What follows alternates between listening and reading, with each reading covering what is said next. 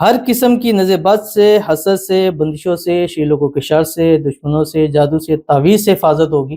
جب اس سے حفاظت ہوگی تو آپ کی قسمت کا ستارہ انشاءاللہ ضرور چمکے گا، اور سورج سے تیز آپ کی قسمت کا ستارہ ضرور ہو جائے گا۔ بسم اللہ الرحمن الرحیم، السلام علیکم ورحمۃ اللہ۔ میں ہوں مفتی بلال احمد قادری، آپ دیکھ رہے ہیں روحانی بک یوٹیوب چینل اور ہمارا فیس بک کا پیج مفتی بلال احمد قادری۔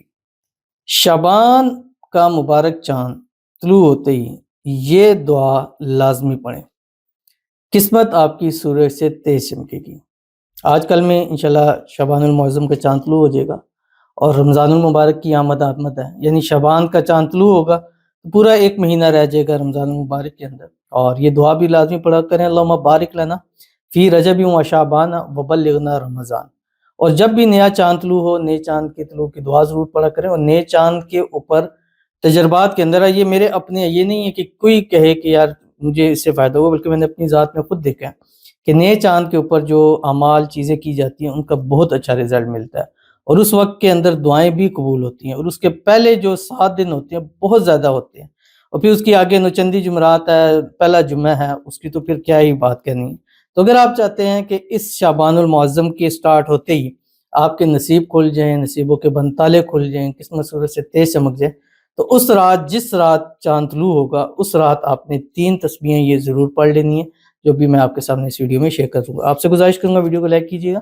چینل پہ نہیں ہے چینل کو سبسکرائب نہیں کیا وہ ضرور کیجیے گا، ساتھ لگے بیل آئیکن کے بٹن کو دبائیے گا تاکہ آنے والی تمام لیٹسٹ ویڈیوز آپ کو بروقت مل سکیں۔ اگر آپ ہمیں فیس بک پر دیکھ رہے ہیں، ہمارے اس فیس بک پیج مفتی بلال احمد قادری، اس کو فالو ضرور کیجیے گا، اجازت کے لیے کمنٹ میں اللہ لکھیے گا، اور خاص اجازت کے لیے اس ویڈیو کو جسٹ لائک کیجیے گا، ویڈیو کو مکمل دیکھیے گا وداؤٹ اسکپ کیے ہوئے۔ عمل پر جائیں گے لیکن اس سے پہلے ایک دعا کریں گے،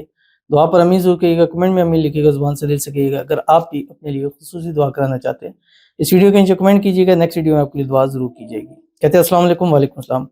آج میں نے ٹیسٹ کروایا ہے، ڈاکٹر نے 1 بوائے بتایا ہے، مجھے بہت خوشی تھی جوڑے بیٹے کی، اللہ بہتر کرے جو خدا نے نوازا، آمین ثم آمین یا رب العالمین۔